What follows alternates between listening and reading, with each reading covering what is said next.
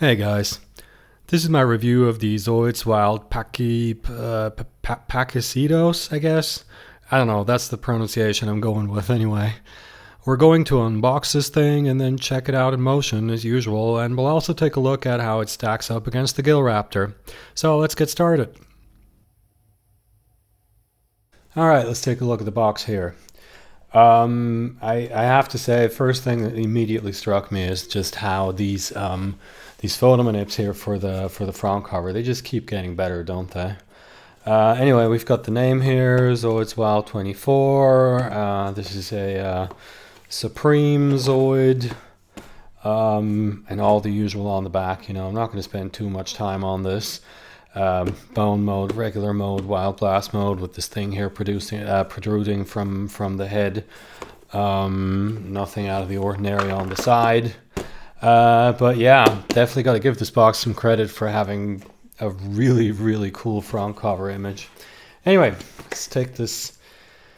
Let's open this puppy up, is what I mean to say.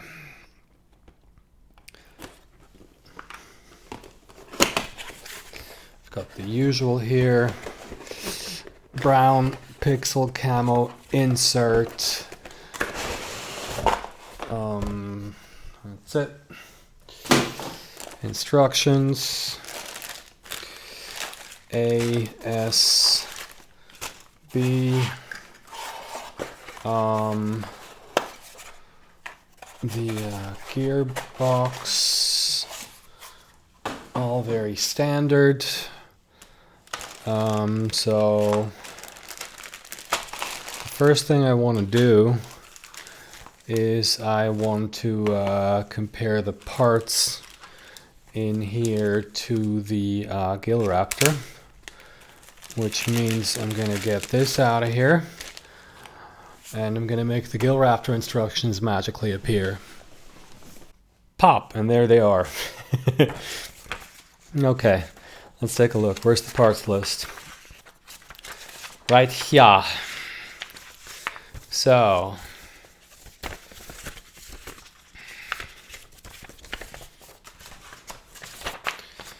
okay, let's see. These are different. The parts here that drive the movement are the same. But then the Gill Raptor has, this is the Pachycedos here. There's all this mechanical stuff, of course, to drive the wild blast mode, which the Gill Raptor doesn't have. Yellow eyes, purple eyes. What else? Yeah, A1 and A2, the torso halves are identical. These are slightly different from these. Tail is the same part, it's just... or is it? Yeah, it's the same part. It's just shown slightly at a different angle. This tubing part here is very similar, but not exactly the same. All this stuff here, the Gill Raptor doesn't have.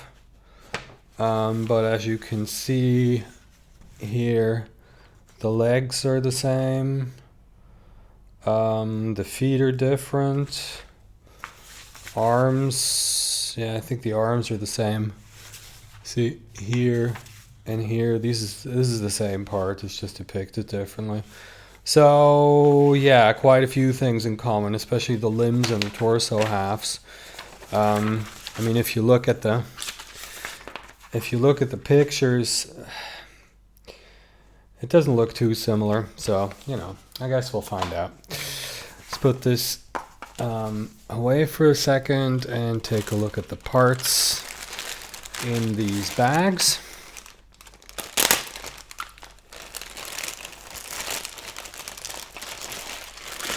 And this isn't going to be too exciting here. We've seen all of this before on the Gill Raptor, or most of it. So 1, 2, and 3. I'll make this part quick. Let me get this out. Yeah, these are the Gill Raptor torso halves. How exciting.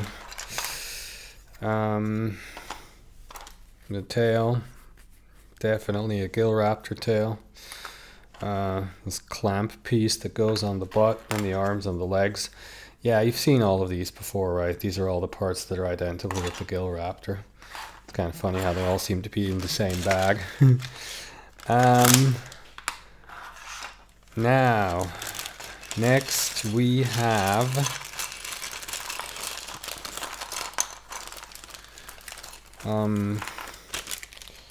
A2, which contains these mechanical parts that go on the back. Guessing this is going to have something to do with that weird protruding thing on its forehead. More mechanical stuff. Whatever this is. Should be an interesting build at least. You know, if I can't make heads or tails of any of the parts, then at least I got that to look forward to, right? So this looks like it goes on top of the head. And these are obviously the top halves of the head, which makes me wonder whether I just accidentally threw the lower jaw away. But yeah.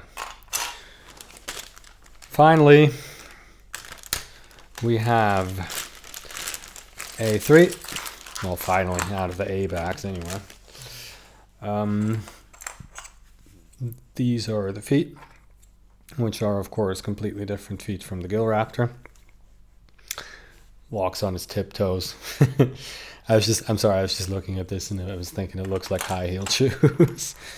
This is the tube part that goes under the tail, which is basically the same as on the gill raptor, but it is a new mold, you know, it doesn't look exactly the same.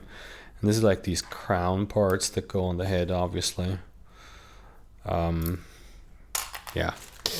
All right, let us take a look at, well, just look at this. This is Zoids wild syndrome in a nutshell. Got a huge big pile of bone parts here, and this is all of the armor. Look at this. It's a really nice color though. It's like this sort of really dark and slightly desaturated blue. I like that. I do. I think this is the leg armor. This is also armor pieces, and then we have the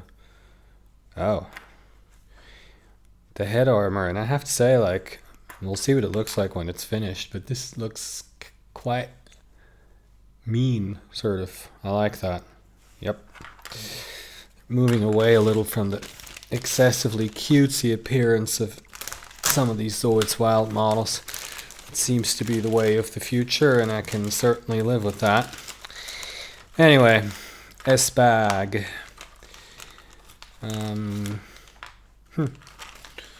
Crank pieces are silver. That's unusual. I mean, it's nothing terribly exciting, but it's unusual. Okay. Let's see. I'm going to leave the caps in here, but I mean, these are just sort of the standard battery operated caps, and it's a pretty okay purple color combo. I mean, I'm generally not a fan of purple on my Zoids, but anyway, as per usual, I'll leave the eyes in the bag. These are the silver parts that go on the side to drive all of the movement, of course. This is probably the thing that extends from the head when you turn it into wild blast mode, or when it turns itself on, or we'll find out. Motorcycle style pilot.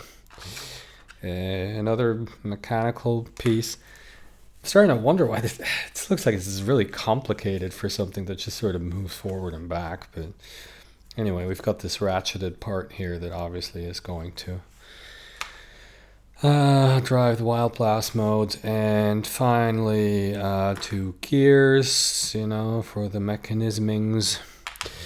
And these two crank pieces that the legs are going to attach to. The sticker sheet is, near as I can tell, it's just a standard Supreme style sticker sheet, so nothing too exciting going on here. And that's it, really. So you know how this works. I'm going to assemble this thing, and then we're going to check it out in action in a minute. So here it is in motion. Obviously, the walking movement is the same as the gill raptor, although I kind of feel like it walks a little better, probably because the feet balance it a bit differently. I don't know. And obviously, the mouth doesn't open and close. But like with all battery-operated Zoids wild models, the movement is really smooth and deliberate, and it almost makes up for the fact that the legs are unjointed. Almost.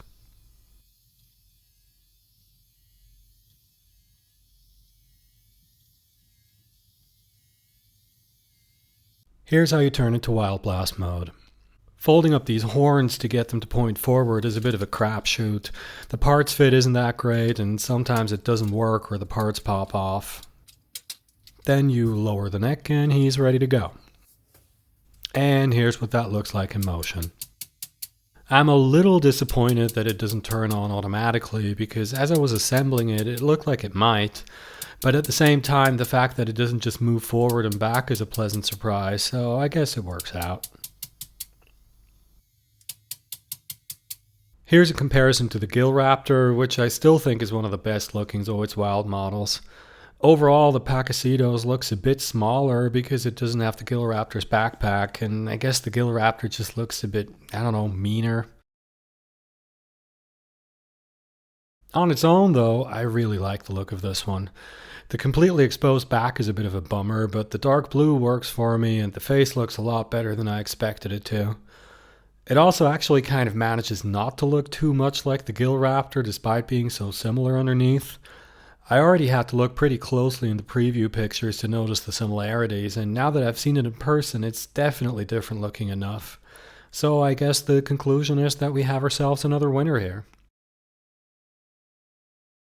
And that's it for this one, folks. Thanks for watching. Don't forget to like, comment, and subscribe. Check out my Patreon. Also, I used some new gear in this video. I bought a mic stand so that I could have the mic closer during the unboxing, and I filmed the Zoid with a gimbal this time. So if you have any feedback on that, I'd appreciate it. Anyway, I'll see you in the next one. RoboShop.